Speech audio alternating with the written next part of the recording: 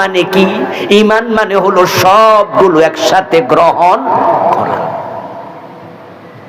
এবং গ্রহণ করার নিয়ম হলো সবগুলো একসাথে, কোনোটা বাদ দিয়া না। ছোটকালে মক্তবে পড়ছেন ইমানে মুজমাল, পড়ছেননি? আমানতু বিল্লাহি কামা হুয়া বিআসমাইহি ওয়া সিফাতিহি ওয়া কাবিলতু, এই জামিআ, জামি মানি সব। আমি আল্লাহর উপর ঈমান এনেছি যেমন তিনি আসমা এবং সিফাতের সাথে আছেন। ওয়া কাবিলতু জামিআ আহকামিহি ওয়া আরকানিহি, এবং আল্লাহর যত হুকুম আছে আরকান আছে, আমি সবগুলো কবুল করছি, একটাও বাদ দেই নাই। এখন কাদিয়ানি বলে নবী মুহাম্মদ শেষ নবী না, গোলাম আহমদ কাদিয়ানো নবী, বলেন নাউজুবিল্লাহ। ঈমান আছে না গেছে?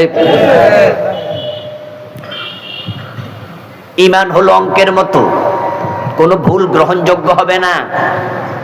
10 লাইনের অঙ্ক, 9 লাইন ঠিক হইছে, 1 লাইন ভুল হইছে, 10-এ কত পাইবেন? যে মোটেও লেখে নাই সে কত? যে 5-6টা ভুল করছে সে কত? দেখেন লেখে নাই 0, 4-5টা ভুল 0, 10 লাইনে 1 ভুল, তাহলে 0। ঈমান ঠিক তাই, সব মানতে হবে, একটা মানেন নাই বাকিটা মাইনা কোনো লাভ।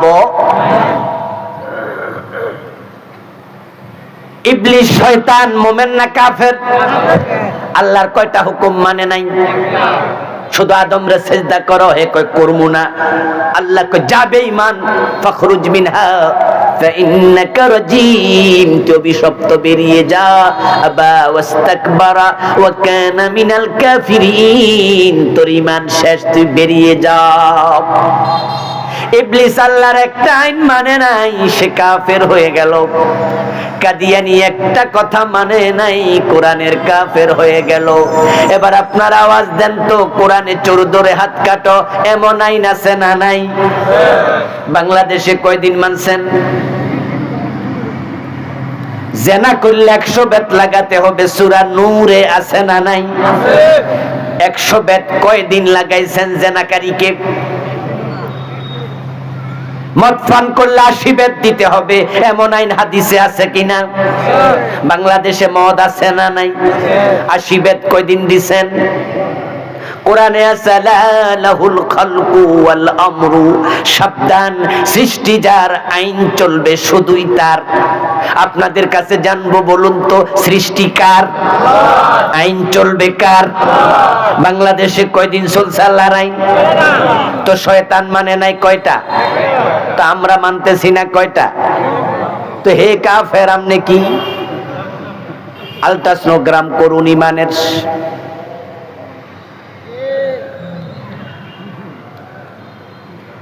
ও দোস্ত, কাদিয়ানীকে সবাই মিলে কাফের ফতোয়া দিলেন, আর নিজের ব্যাপারে ভুলে গেলেন। আত্মভোলা হবেন না, আত্মভোলা হবেন না। শুরুতে বলেছি আল্লাহ এত বড়, তিনি কারোরে ছাড়ে না। আরে আদম রে আর মুসারে, আপনার ইউনুস নবীরে পর্যন্ত ছাড়ে নাই, আর আমনে আর আমি কোন হরিদাস পাল? কে হনুরে? আল্লাহর কাছে তো পায়ের স্যান্ডেলের জুতার দুলাও না, কিচ্ছু। যে আদমরে আল্লাহ নিজ হাতে বানাইছিল, কথা শোনে নাই, আল্লাহ কাপড় চোপড় খুললে বের করে দিয়েছে। আল্লাহ কি বুঝেন আপনি আল্লাহর ব্যাপারে? এই জন্য আমরা বলি আল্লাহর আইন মানো, কোরআনের আইন মানো। যেখানে পারবা না সেখানে তাওবা করো। রব্বানা, পড়ুন আমার সাথে, রব্বানা যালামনা আনফুসানা ওয়া ইন লাম তাগফির লানা ওয়া তারহামনা লানাকুনান্না মিনাল খাসিরিন। আদম আলাইহিস সালাম যে একটা ভুল করলেন, তাওবা করার পরে উনি কি আল্লাহর অবাধ্য আর হইছে? ইউনুস আলাইহিস সালাম যে একটা বিষয় একটু হালকা ভুল করলেন, তাওবা করার পরে আর কি অবাধ্য হইছে? এটাই তাওবার নিয়ম। আমরা যা করি নাই, তাওবা করার পরে আর করব না এটা বলবো না, করিতেই থাকবো। 54 বছরে বাংলাদেশ আল্লাহর আইনে আমরা চালাতে পারি নাই। এবার অগাস্ট বিপ্লবের পরে আমরা তাওবা করতে চাই, আগামী সংসদে আল্লাহর কোরআনকে সংবিধান বানাতে চাই।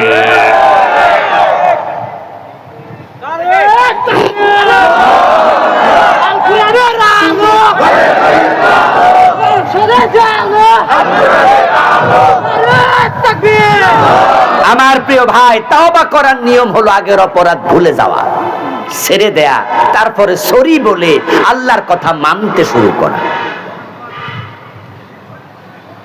যাদের সুদে টাকা লাগানো আছে তারা সুদ ছেড়ে দেবেন, আজকে সিদ্ধান্ত নেন।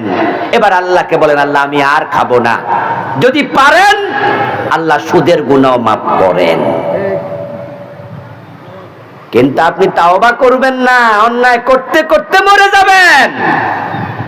আল্লাহ বলে আমি ছাড় দেই না। ইন্না বাতশা রাব্বিকা লাশাদীদ, খুব শক্তভাবে যারে ধরে তারে আর ছাড়ে না। আল্লাহর ক্ষমতার সামনে ফেরাউন কিচ্ছু না, নমরুদ কিচ্ছু না। আপনি কি ভাবেন নমরুদ এমন এক পাবলিক যে তামাম দুনিয়া শাসন করছে, তামাম পৃথিবী শাসন করছে? এমন মানুষ হলো 4 জন, 2 জন কাফের, 2 জন মুসলিম। কাফের 2 জনের মাঝে একজন হচ্ছে বখতে নাসর, আরেকজনের নাম হলো নমরুদ। মুসলিম ছিল 2 জন, যুলকারনাইন, হযরত সুলাইমান আলাইহিস সালাম। সূর্য যেখানে উঠেছে আর যেখানে ডুবেছে, প্রাচ্য থেকে পাশ্চাত্য পর্যন্ত পুরা পৃথিবী ছিল তাদের ক্ষমতার বলয়ের অধীন। আল্লাহ এমন ক্ষমতা নবী সুলাইমানকে দিছে, দুনিয়ার শুধু মানুষ না, জিনেরা না, পশু পাখি পর্যন্ত তার কথা মেনে চলতো। আল্লাহ কোরআনে বলছেন, ওয়ালি সুলাইমান আর-রিহ, আমি সুলাইমানের অধীনে বাতাসকে পর্যন্ত আনুগত্য করতে বাধ্য করেছি। বাতাস পর্যন্ত সুলাইমানের কথা শুনে। কোরআনের আয়াত, ওয়ালি সুলাইমান আর-রিহ রাওয়াহুহা শাহর ওয়া গুদুহা শাহর। ওই নমরুদ যে তামাম দুনিয়া শাসন করছে, এত বড় ক্ষমতা, কিন্তু আল্লাহ যখন ধরছেন তাকে শায়েস্তা করার জন্য একটা ঠ্যাং ভাঙা মশা, ঠিক না? আর বেশি কিছু লাগে নাই, বেশি কিছু লাগে নাই, একটা ঠ্যাং ভাঙা মশা। এই যে মশা নিজে তো নিজে উড়াল দিতে পারে না বালা কইরা, এ প্রতিবন্ধী, এ ল্যাংরা। আল্লাহ কয় না নমরুদ, তোর জন্য আমার বেশি কিছু লাগে না। যে আব্রাহা বড় হাতি নিয়ে আইছিল, কাবা ভেঙে ফেলবে, বেটার পাওয়ার কত। আল্লাহ কয় তোর জন্য আবাবিল পাখির মুখে ছোট্ট ছোট্ট মটরশুটির দানার পাথর এনাফ, ফাজআলাহুম কাসফিম মাকুল। যে ফেরাউন বীরত্ব দেখাইছে, আল্লাহকে ছোট বাচ্চার মতো পানি সুবাই মেরালাম, মুরগির বাচ্চার মতো মেরালাম। যারা গত 15 বছর আমাদের গুলি করছে, মারছে, সাইদি সাহেবরে জেলে ঢুকাইছে, বাবা বলেছে আগে ধরলে ছাড়ে, আমাদের নেত্রী ধরলে ছাড়ে না। আল্লাহ কয় তোদের জন্য আর সেনাবাহিনী পুলিশ বাহিনী লাগবে না, বিএনপি জামাত আওয়ামী লীগ এগুলা লাগবে না। ওই ছোট ছোট পোলাপান রাস্তায় নেমেছে, এমন ভাবে পালাইছে, রান্না করা খাবার খেয়ে পালানোর সময় পায় না। পোলাপান রাস্তায় নামছে, পালাই গেছে। এমন পোলাপান রাস্তায় নামছে যাদের হাতে কোনো বললাম টেটা, পিস্তল, রাইফেল কিছু ছিল, খালি হাতে নামছে, ওনারা পালাই চলে গেছে। আল্লাহ যারে ধরে তারে শেষ করে দেয়। এই জন্য সুদখোর চাচা আপনি থেমে যান, ঘুষখোর অফিসার আপনি থেমে যান। সামনে রমজান মাস আসতেছে, ঠিক না? রমজান তাকওয়ার মাস, তাকওয়া কলবে থাকবে, কলবটারে পরিষ্কার করেন, ইস্তেগফার করে তাওবা করেন।